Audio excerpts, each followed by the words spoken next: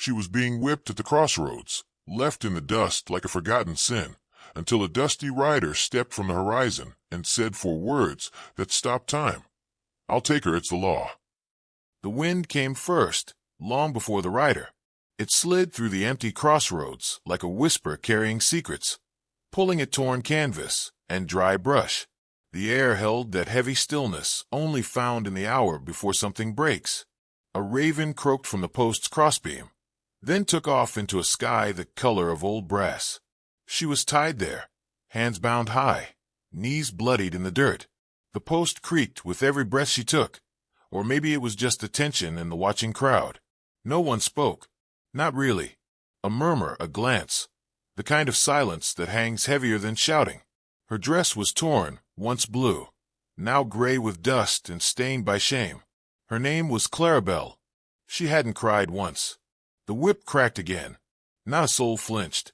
The man wielding it was a stocky ranch boss named Garvey, red-faced, short-tempered, and wielding justice like a branding iron. He spat as he coiled the whip and turned toward the crowd, half daring anyone to object. No one did. Not the preacher. Not the merchant's wife clutching her boy's shoulder. Not even the sheriff, who stood off to the side, pretending to be there in case things went too far. They all said she stole something. A brooch from the widow Kemp. A silver spoon. Maybe a pair of boots. Maybe a lie was enough. Clara never offered a defense. She just looked at them, her eyes hollow like a dry well. Garvey stepped forward again, whip in hand, and the murmurs rose like flies from a carcass. Then came the sound. Hooves. Distant, slow, deliberate. Not the rush of a posse. Not the stampede of an angry husband, but something different, like the arrival of a storm that didn't need thunder to scare you. Heads turned. Even the sheriff looked up. From the south trail rode a man dusted in miles. His horse was lean and tired, like it had stories of its own. He wore a coat that might have been black once, now worn pale by sun and silence. A wide-brimmed hat shadowed most of his face, but his mouth was set firm, the kind of mouth that had forgotten how to smile. He stopped just shy of the post, boots touching dry gravel, looked Clara over, then looked at the crowd. Nobody recognized him, but that didn't seem to bother him. He dismounted slow, stretched like a man who hadn't had reason to hurry in a long while. Then he said it. "I'll take her." Just like that. Not loud, not soft, but in a tone that made people listen. Garvey frowned. "You'll what?" The rider turned toward him, voice even. "She's under punishment with no trial, no record. I'll take her under Article 47, Rider's Clause. It's the law." The sheriff stepped forward, frowning.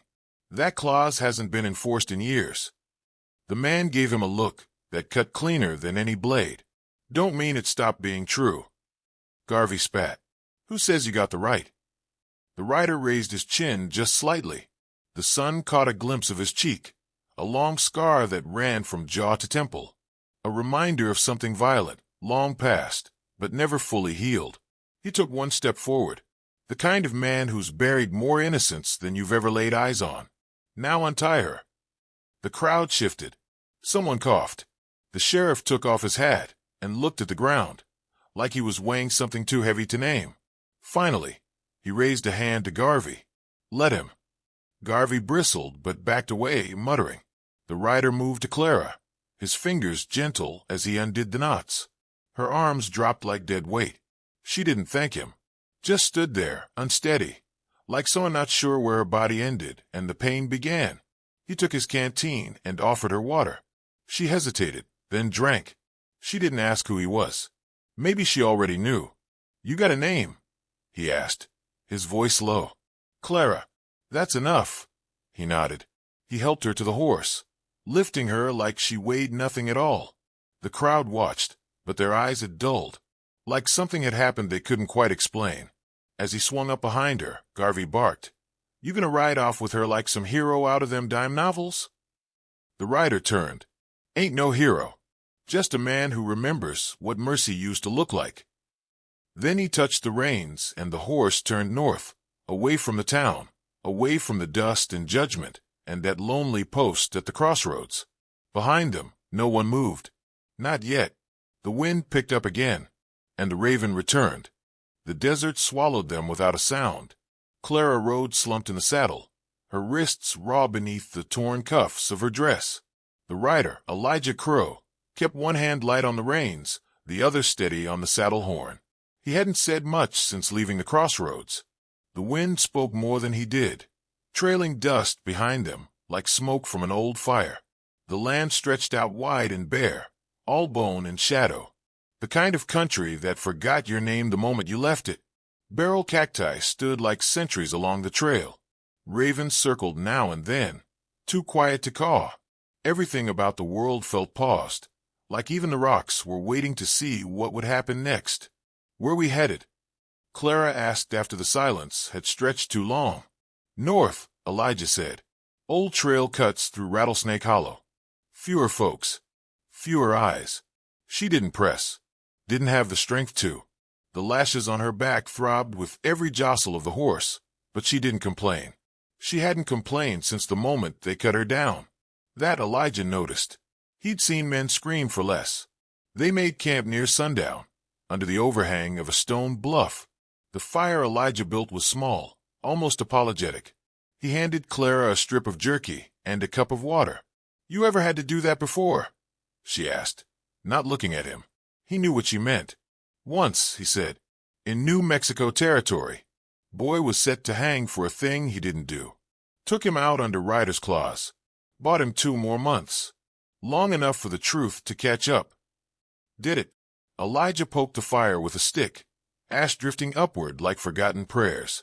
"Not soon enough." Clara chewed slowly, eyes on the horizon. "You some kind of lawman?" "Was," he said. "Long time back, before the badge meant less than the bullet." Clara gave a tired nod. "Figures. And you?" Elijah asked. "You steal that brooch they said you did?" She smirked without humor. "Wouldn't you like to know?" "Not especially." That made her glance at him. Really look this time. "Then why'd you do it?" Elijah didn't answer right away. He rubbed his thumb across the brim of his hat like he was smoothing out an old memory. "Because sometimes," he said, "a person doesn't need saving. They just need to be seen." Clara blinked once, slow. She didn't reply. That night, she slept curled beneath the stars, close but not too close to the fire. Elijah sat watch, knees drawn up, rifle across his lap. Somewhere in the dark, a coyote howled, lonely and low. He didn't move, just listened, like maybe the howl was meant for him. Around midnight, Clara began to mumble in her sleep. Words half-formed, cracked by dreams. Names. Caleb. Mama. Jonas. Elijah froze. He hadn't heard the name Jonas in years. The next day, they rode under a merciless sun. By noon, Clara's skin had gone pale beneath the dirt. Elijah spotted a canyon creek and turned their horse down a narrow trail, shaded by juniper and rock. She dipped her hands in the water, then let the whole of her face sink into the pool. When she pulled back, her breath caught in her throat. A scar, thin, just beneath her right ear, disappearing into her jawline. Faint, almost elegant, the kind a blade might leave, deliberate, not accidental. Elijah saw it, said nothing. They sat by the water.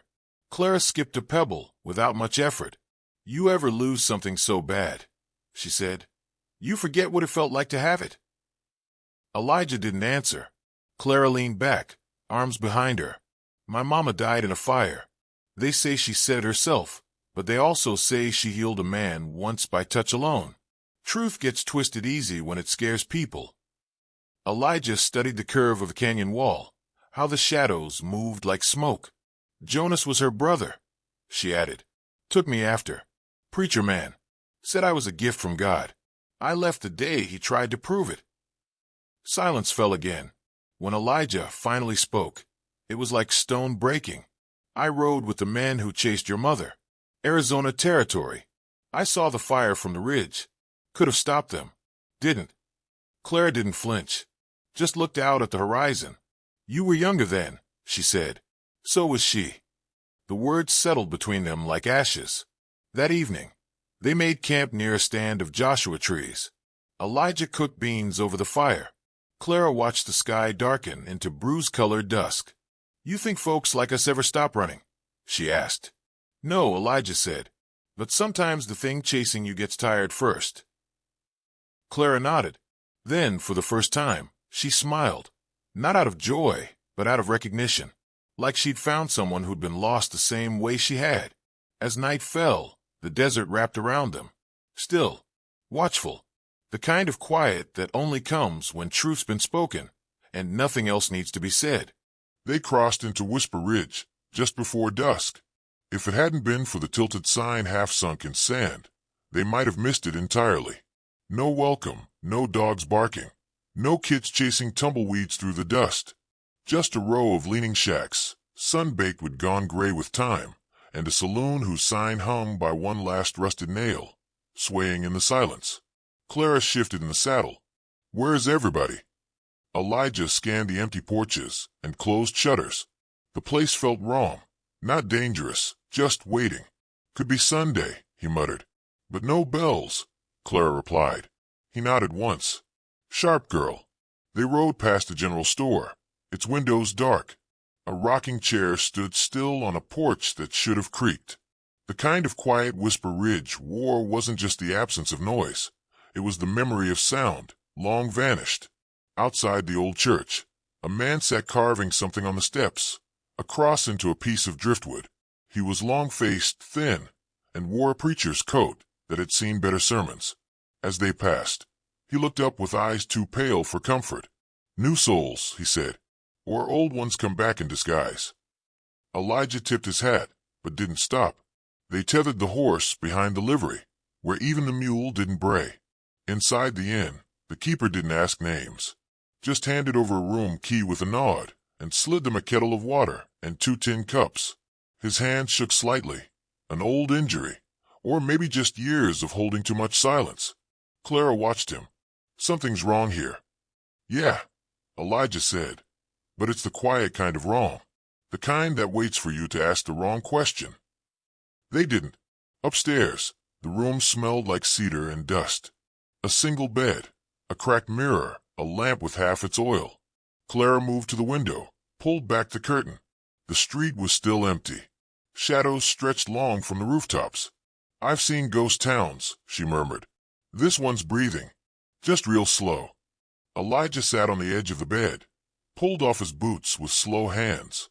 This place used to matter, he said. Back when the mines were open. Folks said the silver ran deep as the devil's patience. Then came the fire. Clara turned. What fire? The kind that leaves nothing behind but regret. He leaned back, staring at the ceiling, hands folded behind his head. She watched him for a moment. This man who rode out of nowhere, pulled her from the edge of ruin, and now lay still in a room full of ghosts. You never asked what I really did, she said quietly. Elijah opened one eye. Didn't need to. I didn't steal that brooch. He nodded. I did steal a horse, though. Belonged to a man named Halloran. Mean. Drunk. Didn't take kindly to his girl running off. You his girl? No. She turned back to the window. The town was beginning to glow. Faint lamplight inside shuttered windows. People were here. They just didn't want to be seen. Elijah, Clara hesitated. Do you think the law still means something out here? He sat up. The real law. Or the kind men carry in their pockets. She didn't answer. Downstairs, the piano struck a single note. They both froze. The saloon had been quiet, empty.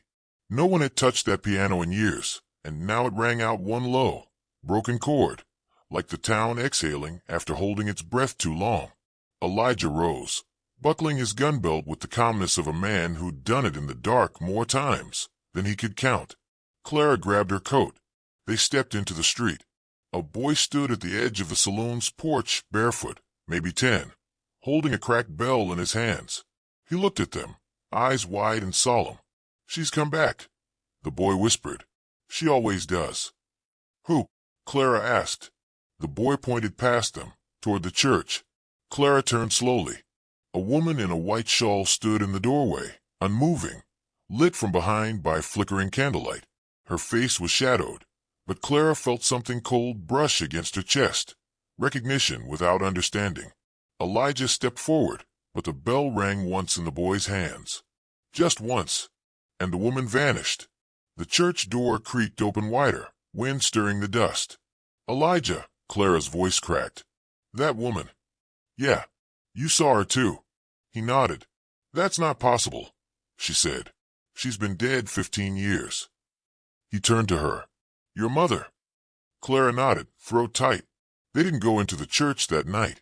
Instead, they returned to their room and bolted the door. Neither of them slept. In the morning, the town was noisier by a fraction. A man swept his porch. A dog barked once. The saloon doors were open, and smoke curled from the chimney. Elijah found the preacher again on the church steps, still carving. "We saw her," Elijah said. "White shawl. Eyes like thunderclouds." The preacher didn't look up. "You're not the first. She comes back for the unfinished. This town's full of it." "What happened to her?" Clara asked. "To my mother?" The preacher stopped carving, looked up. "Some say she cursed the land. Others say she was the last voice this place ever heard clearly. After she burned, no one dared speak above a whisper." He handed Elijah the carved cross. "For the journey ahead." Elijah studied it. A name was etched along the bottom. C.B. Clarabelle. The wind had shifted again. This time it carried sound. Not loud, but enough. And somewhere deep in Whisper Ridge, the church bell rang for the first time in years. Just once.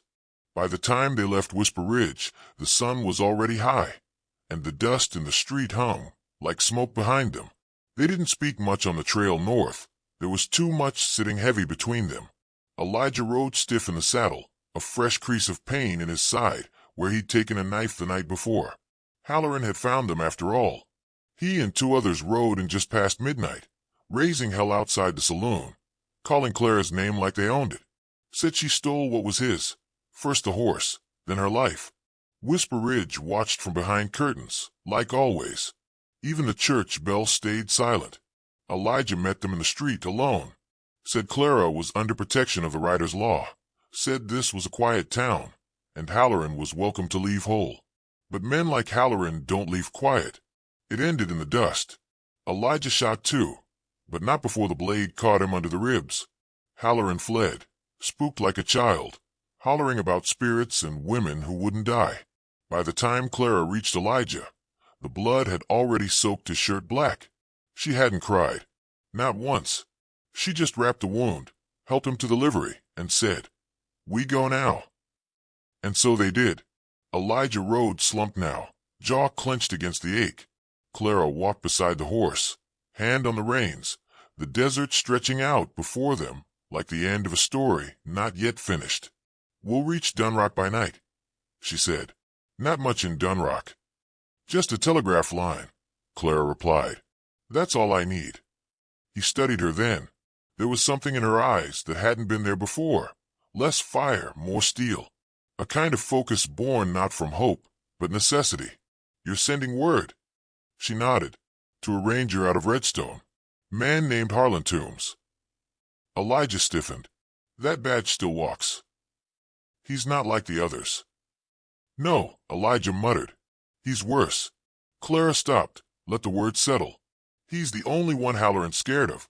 The only one who doesn't take bribes or walk away from a woman bleeding in the street." Elijah sighed. "And you trust him?"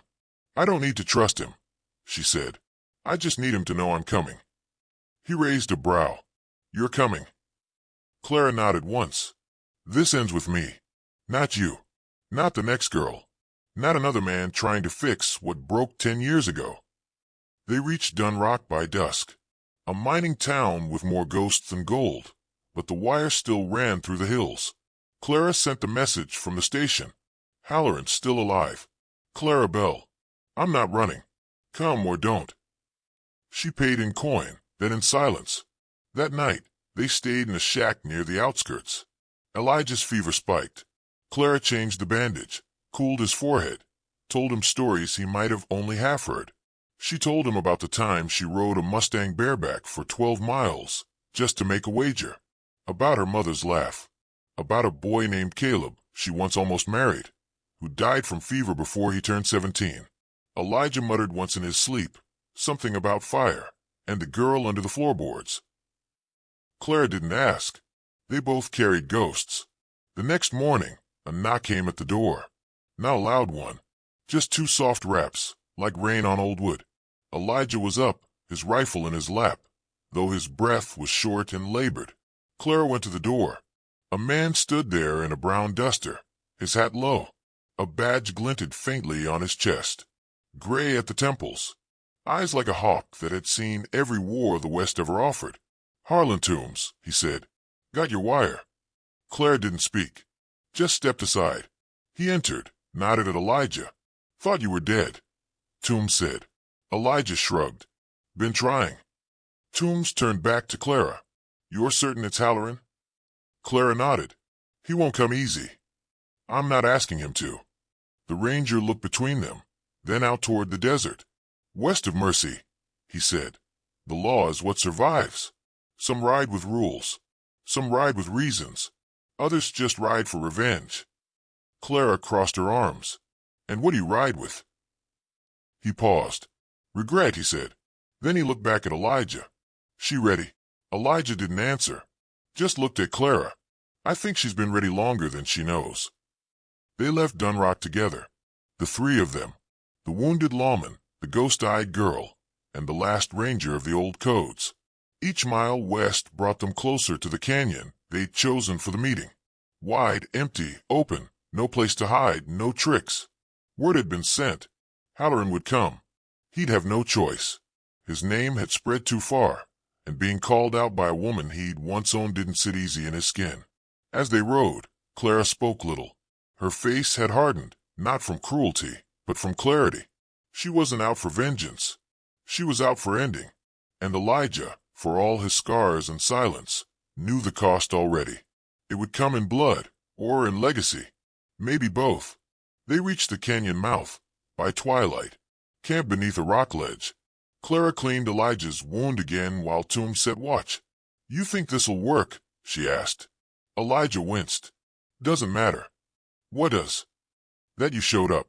That you didn't disappear into dust like the rest." She met his eyes. "If I don't walk out of that canyon." "You will." "But if I don't." "You will." His voice, though thin, was iron. She took a breath, nodded, then softer. "You ever think the land remembers us?" "All the time." He lay back, staring at the stars. "But not for the reasons we hope." When dawn broke, they were already mounted. Across the canyon floor, Halloran appeared with two men beside him. He looked smaller than she remembered, older.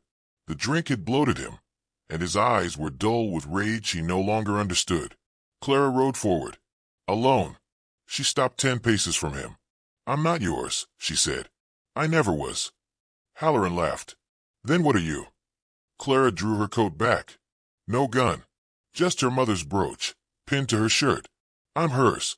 And with that, she threw it to the dust between them. The wind lifted.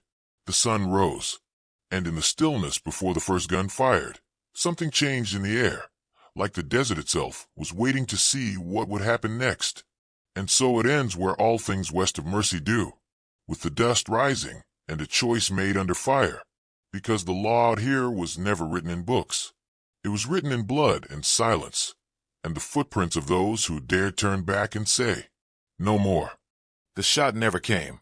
The canyon held its breath as Clara stood alone, unarmed, staring down the man who'd once branded her with silence.